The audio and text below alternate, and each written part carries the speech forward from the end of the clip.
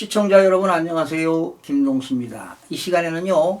을구에 들어가는 지상권과 전세권에 대해서 알아보도록 하겠습니다. 자, 을구는 소유권 이외의 권리에 관한 사항이지요. 여기에 들어가는 게 근저당권, 지상권, 지역권, 전세권, 임차권 이런 것들이 들어가는데요. 오늘은 지상권, 전세권 알아보겠습니다. 자, 등기부를 보게 되면 순위가 나오고요. 그리고 등기 목적, 그리고 접수 연월일과 접수 번호가 나오죠. 그리고 등기 원인이 나옵니다. 그리고 권리자 및 기타 사항이 나옵니다. 자, 을구입니다. 을구. 소유권 이외의 권리에 관한 사항이니까 을구니까 순위번호 2번이라고 합시다. 자, 등기 목적은 뭐냐? 지상권 설정입니다. 여러분, 지상권이라는 것은 타인의 토지, 즉 남의 토지에다가 나무도 심을 수 있고 건물도 질 수 있는 권리가 지상권이 되겠습니다. 자, 접수, 날짜 쓰고 접수번호 쓰면 되겠고요. 등기 원인은 뭐냐? 설정 계약입니다. 설정 계약. 지상권, 지역권, 전세권 다 설정 계약이 되겠습니다. 권리자 및 기타 사항에는요, 목적이 나옵니다. 지상권의 목적. 자, 타인의 토지 위에 뭐를 할 거냐? 견고한 건물을 질 수 있다. 견고한 건물. 견고한 건물도 질 수 있고, 수목도 소유할 수 있다. 나무지요, 수목 소유. 수목의 소유. 목적은 견고한 건물 및 수목의 소유가 된다. 범위 토지 전부가 되겠죠. 범위는 그 토지 전부가 되겠습니다.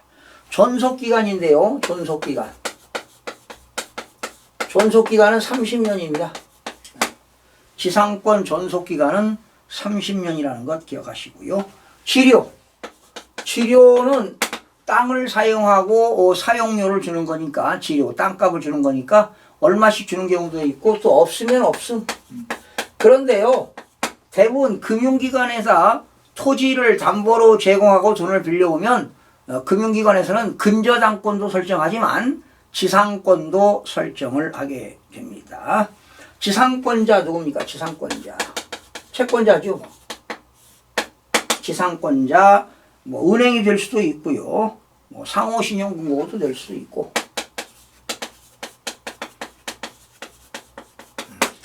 그러니까 상호신용금고가 토지를 담보로 제공받고 돈을 빌려줬는데 근저당권도 설정하고 지상권도 설정하는 경우가 있습니다. 이게 바로 지상권 설정이 되겠습니다.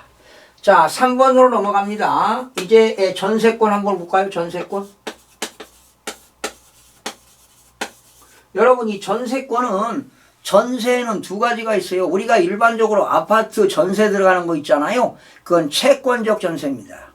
그러나 여기서 말하는 전세권은 설정적 전세, 즉 물권적 전세입니다. 집주인의 승낙을 얻어가지고 그 전세로 들어갈 때 등기부에 올라가는 게 바로 전세권이 되겠습니다. 그러나 전세 등기를 하지 않고 그냥 전세로 들어간 사람은 채권적 전세입니다.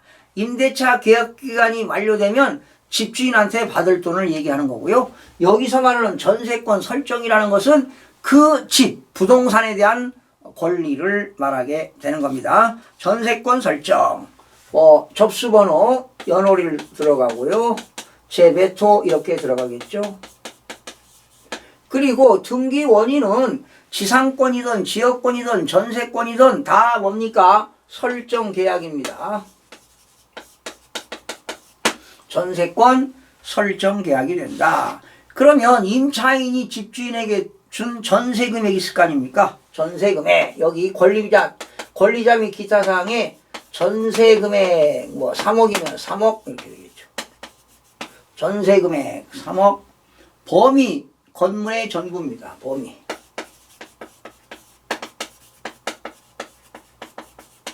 범위 건물의 전부를 사용하게 된다. 그리고 존속기간입니다. 보통 존속기간은 2년이죠. 보통 2년입니다. 2년 존속기간 2년이 되겠습니다. 그리고 전세권자 세입자가 되겠죠. 여러분 집주인은 전세권 설정자가 되는 겁니다.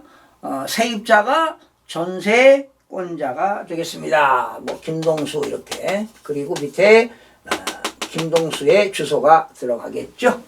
자, 이 시간에는 지상권 설정과 전세권 설정을 알아봤습니다. 이러한 지상권, 지역권, 또 전세권 뭐라고 합니까?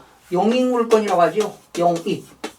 용익이라고 하는 것은 사용, 수익할 수 있는 물건을 말합니다. 용익. 용익. 사용하고 수익할 수 있는 물건입니다. 사용하고 수익할 수 있는 물건이 용익물건인데 용익물건에는 지상권, 지역권, 전세권이 있습니다. 실무상의 지역권은 뭐 거의 많이 안 나오죠. 타인의 토지를 이용할 수 있는 권리입니다. 그런데 거의 안 나오고 이제 주로 지상권, 전세권. 사실은 실무상에서도 그렇게 전세권이 많이 나오지 않습니다. 다 임대차 계약할 때 전세로 들어가는데 집주인이 전세권 등기를 해주지 않습니다. 이렇게 용익물권에는 지상권, 지역권, 전세권이 있다. 다 이런 것들은 등기를 요하는 거기 때문에 물권이라고 한다. 용익물권. 물권이라고 하는 건 물건에 대한 권리가 되겠는데요. 이러한 지상권, 지역권, 전세권 다 을구에 들어갑니다. 그리고 담보물권이 있어요, 여러분. 그냥 상식적으로 설명드립니다. 이 담보물권에는 유치권, 질권, 저당권이 있는데요. 여기 저당권은 주로 근저당권인데 이거는 등기부의 을구에 들어갑니다. 그러나 일반적으로 유치권하고 질권은 이거는 물건은 물건인데 담보물건이기 때문에 등기부에 들어가지 않습니다. 여러분 유치권이라는 게 뭔지 알죠? 여러분 유치한다. 내가 세탁물을 세탁소에 맡기면 세탁요금을 가져가야 물건을 찾아오잖아요. 자동차 수리센터에 자동차를 맡기면 수리비를 가져가야 자동차를 인도받잖아요. 그런데 수리비를 가져 않으면 그 자동차 수리센터에서 자동차를 인도를 안 해줍니다. 점유하고 있죠. 그런 권리가 유치권이 되겠고요. 우리 전당포에다가 물건 맡기고 돈 빌려오죠. 이런 것들이 질권이 되겠습니다. 그러나 여러분 질권은 등기부에 올라가지 않는데 이건 들어갑니다. 근저당권부 질권. 근저당권부 질권은 공부하셨죠? 근저당권부 질권은 등기부 을구에 들어갑니다. 그러나 일반적인 질권은 등기부에 안 들어갑니다. 유치권도 안 들어가고 저당권만 들어가는데 근저당권부 질권은 을구에 들어간다는 것. 또 근저당권 역시 을구인데요. 근저당권 가처분도 을구에 들어갑니다. 원래 가처분은 가등기, 가처분, 압류 이런 건 어디에 들어갑니까? 갑구지요.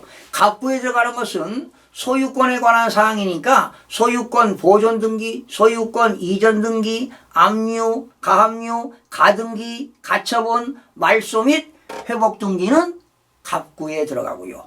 을구는 소유권 이외의 권리입니다. 지상권, 지역권, 전세권, 저당권, 임차권 이런 것들은 을구에 들어갑니다. 또한 근저당권부 질권, 근저당권 가처분도 을구에 들어갑니다. 자, 이렇게 해서 등기부 등본 보는 법, 기초부터 완전히 고급까지 일반인들은 알 수 없고요. 또 전문가들도 실무를 해보지 않으면 알 수 없는 내용, 기초부터 완전히 고급까지 등기부 등본 보는 것을 살펴봤습니다. 자, 이런 것들이 바로 등기부 등본을 볼 줄 알아야 권리 분석이 제대로 되는 겁니다. 공인중개사들이 임대차 계약하고 매매 계약할 때 이렇게 특수한 물건이 나오면 이해를 못하는 분들이 많은데요. 일반인들은 물론 전문가들도 제 강의를 들으시면 많은 실무상으로 도움을 받을 거라고 생각이 됩니다. 자, 여러분, 부동산은 종합예술입니다. 예, 다 분야별로 전문가가 있죠. 부동산 소송은 누가 합니까? 변호사가 하지요. 부동산에 대한 등기는 누가 합니까? 법무사가 합니다. 부동산에 대한 세금, 양도소득세라든가 상속세, 증여세 이런 것들은 누가 합니까? 세무사가 합니다. 그러나 김동수 TV를 통해서 법무사 소송 문제, 또 등기 문제, 또 세금 문제, 또 여러분들이 법원에서 가가지고 부동산 경매 물건 사가지고 낙찰받아가지고 명도까지 소유권 이전 등기까지 하는 거 다양하게 부동산 TV에서 학습하실 수 있습니다. 또 부동산 법률뿐만 아니라 정치, 경제, 사회, 문화, 예술, 국방, 교육 다양하게 부동산 TV를 통해서 여러분들에게 생생하게 전해드릴 것을 약속드리면서 오늘 마치겠습니다. 시청해주신 여러분 고맙습니다.